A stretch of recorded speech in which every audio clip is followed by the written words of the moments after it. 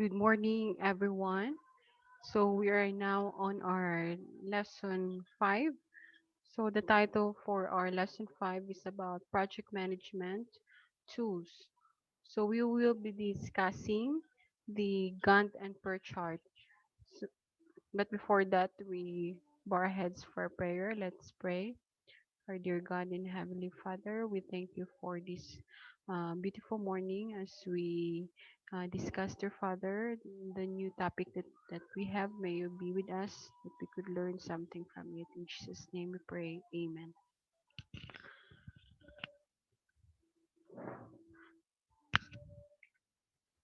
So when we say the project work plan is the mechanism used to manage the tasks that are listed in the work breakdown structure. It is the project manager's primary tool for managing the project. So we're done already with the project management. So after makadecide na kamo kung ano nga method or methodology na gamiton, whether waterfall or the extreme programming or the extreme, or you could have the system prototyping or throwaway prototyping, parallel, or the V model. Kung naka-decide na kamo sa inyong team, you're going to proceed for the kung ano nga tools na gamiton ninyo so that your manager can properly update kung diin na kamo banda.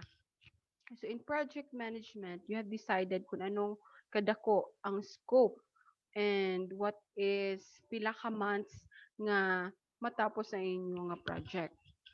So again, the next step that we are going to proceed uh, to do to do is to identify ano nga matas ang atong himuon para you have a sequence. What's the first step? So the first step would conduct an interview. Then you're going to gather data. So using it, the project manager can tell whether the project is ahead or behind schedule. So in other words, when we say project work plan, it's just like um it's just like your diary. If you're going to post there, let's say Monday, what would be your goal for today? Then Tuesday, what would be the task that you need to do? So it's just like that, project work plan. So it will guide the project manager kung diin na kamo banda, kung anong nabili ninyo nga kung anong nabili ninyo nga task, ano ang task nga dapat dali-daliun, ano nga task nga dapat kung 5 days lang siya, 5 days na siya, hindi siya pwede behind. So based here on the definition,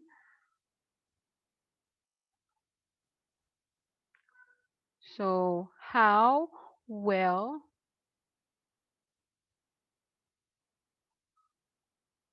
how well the project was estimated and what changes needs to be made to meet the project deadline.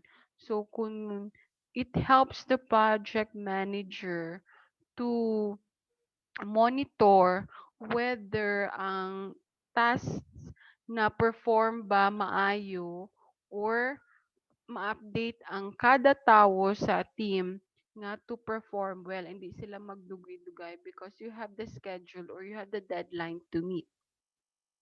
So this is an example. So next slide is this is an example of project work breakdown. So this is an example. So in a project work done, by your phase 1, you have the planning. Phase 2 is the design. Phase 2 is the analysis. Phase 3 is the design. And the phase 4 is you have the implementation. So you have i-broken down nimo ang imo nga ang work or task nga dapat nimo himuon. Example, here, detail plan this phase. So, pila ka days nimo imuon. So, 1 day. Dapat i-specify nimo kung ano nga day na. Thursday, January 2, 2001. So on and so forth. Dapat pasunod or and then what would be the next task? So that's an example of work breakdown. And work breakdown or WS or work breakdown structure may ara man siya nga chart format and outline format. Depende sa project manager kung ano ang mas preferable para sa iya. Mas easier ba niya ba malocate kung chart format or in outline format. Then we have the staffing the project. So what is important of the staffing the project? So that you could determine kung ang imo tawo nga ginagamit or ang tawo nga imo ginasweldohan could perform well. Example, here, you have 40-person month project in 10 months. So when we say staffing the project, includes determining how many people should be assigned to the project, matching people's skills with the needs of the project. Ay para bala hindi masayang imong tawo, you are you are hiring them, you are paying them, but the effort nga ilang ginahimo or the output nga ilang mahatag would be cannot equate with the value nga nahatag nila and the money that you pay for them. So dapat as a project manager, you have divide equally the balance of the people in a team. So we have here an example. Determine the average number of staff needed. Determine the total person dash month of effort by the optimum schedule. Example, 40-person month project in So 40-month project in 10 months. Therefore, you're going to divide the number of months or number of effort or the schedule in the number of person. So 40 is a number of person divided by 10 months is equals to 40 person or staff in a team. So as a project manager, you have an idea already. Kung maghimo ka sa grupo, you have 4 person or staff in a team para patas ang sharing or the division of labor. So that is also part of the principles of management. You have the division of labor. It means that all workers should be given specific work to do to avoid duplications and to allow high levels of specification. Kay kung hindi balance ang imo nga trabaho sa tawo, example, gamay lang trabaho nimo and then damo ka tawo, useless ang other people. And also kung damo ka trabaho and then gamay lang mo tawo, the output would not be that uh, the output do hindi siya matagaan kaayo nami nga output because dali lang because gamay ang imong mga tawo. So dapat should be balance.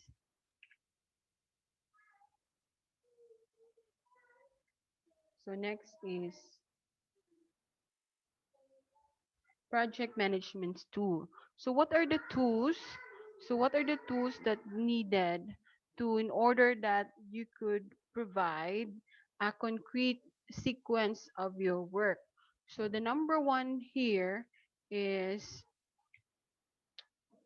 so we're going to read the project management tools. Project managers utilize several tools to help manage projects. The project work plan discussed previously is a critical element of managing the project. So when we say project work plan, that is a very critical of analyzing also. Kay dira nimo ibutang kung anong task nga dapat i-include sa imo nga project. Kung may isa ka nga malipatan, it's very hard for you to go back again. And you have also to specify what number of days to complete with a task. In addition, we're going to discuss two graphical tools that are widely used to understand the relationship between project tasks and to monitor project progress on the project. So number one is we have Gantt. So when we say Gantt, Gantt is a horizontal bar chart that shows the same task information as the project work plan but in a graphical way. So katong gipakita ko nga project work plan is the same with this one. However, it is presented on an horizontal bar chart instead of having it on this one detailed or in words. It is presented like this on a graphical or horizontal bar chart. So you could create a Gantt chart um, in Microsoft Visio or a project management package. So there are many software that you create for a Gantt chart. So a short project may be divided into hours or days. Example, kagina, you're going to conduct an interview. So how many days you're going to conduct an interview? So kung dako siya nga project, kung dagko nga matawang i-interview mo, maybe a week or pila ka days nga or pila ka days nimo nga kung gusto nimo i-interview or you have to evaluate the existing system that they have. So pila ka days. So kung gamay lang nga project, a short project, you may divide it to hours or days. Or whereas a medium-sized project may be represented in weeks or months. So take note, class, too many tasks on a Gantt chart can become confusing. So it's best limit to the number of tasks around 20 to 30. Kaya kung damo na kayo task, it's so confusing sa project manager. So maybe, kung gamay ra nga project, 8 to 10 task, or so medium size, maybe 20 to 30 tasks is okay. So like this one. So we have here a Gantt chart. So this is your task.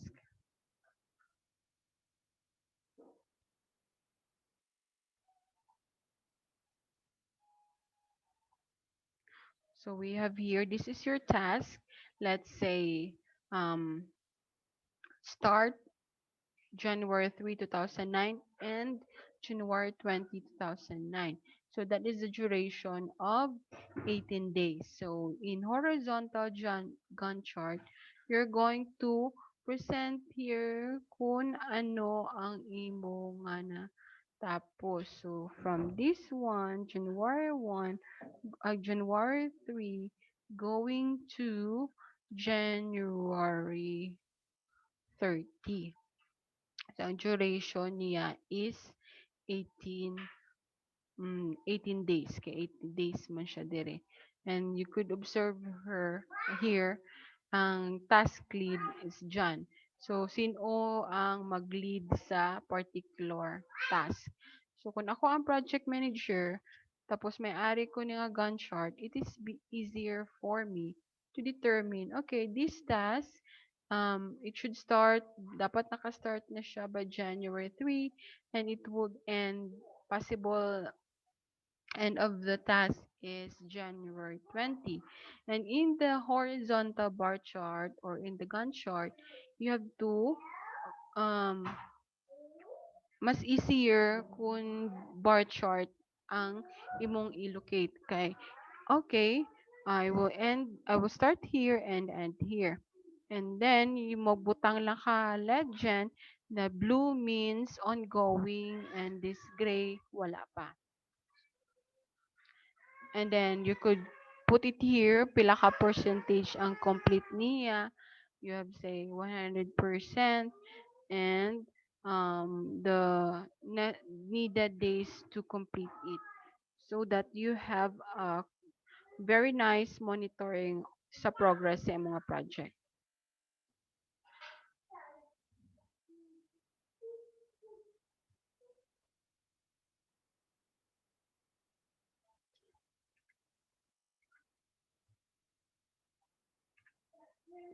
Okay, so aside from Gantt chart, we have the PERT.